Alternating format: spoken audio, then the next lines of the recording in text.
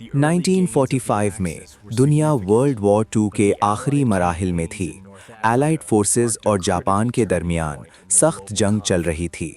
इसी दौरान United states ने एक सीक्रेट प्रोग्राम मैनहट्टन प्रोजेक्ट के जरिए एटॉमिक बॉम्ब डेवलप किया। अमेरिका का कहना था कि अगर ये वेपन यूज़ किया जाए तो वॉर जल्दी ख़त्म हो सकती है और इन्वेजन से होने वाली जानों का नुकसान कम हो सकता है। 6 अगस्त 1945 की सुबह जापान के शहर हिरोशिमा को टारगेट बनाया गया। B-29 बॉम्बर इनोला गे हिरोशिमा की तरफ जा रहा था। इस प्लेन ने एटॉमिक बॉम्ब लिटिल बॉय गिराया।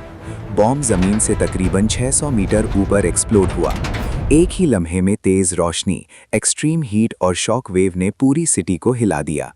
ग्राउंड ज़ीरो पर जो लोग मौजूद थे उन पर हीट इतनी ज़्यादा थी कि उनके जिस्म फ़ौरन वेपराइज हो गए।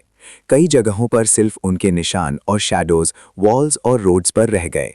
जो लोग कुछ डिस्टेंस पर थे उन्हें ब्लास्ट वेव और हीट से सिवियर बर्न्स और इंजरीज हुईं और बिल्डिंग्स कोलैप्स हो गईं। एक्सप्लोजन के बाद पूरी सिटी में आग फैल गई और हिरोशिमा का बहुत बड़ा हिस्सा तबाह हो गया। ब्लास्ट के बाद हवा में डेंजरस रेडिएशन फैल गई जो इंसान को नज़र भी नहीं आती।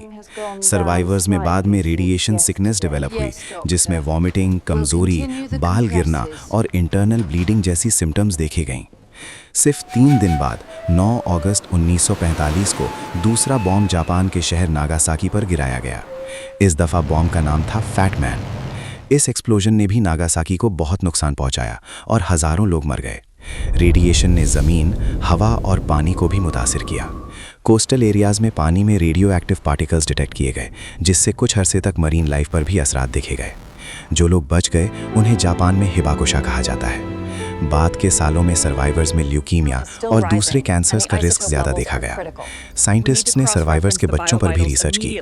ज़्यादा स्टडीज़ में वाइड स्प्रेड जेनेटिक डिफेक्ट्स का स्ट्रॉन्ग सबूत नहीं मिला, लेकिन कई फैमिलीज़ में हेल्थ मॉनिटरिंग और रेडिएशन का असर नस्लों तक महसूस किया गया।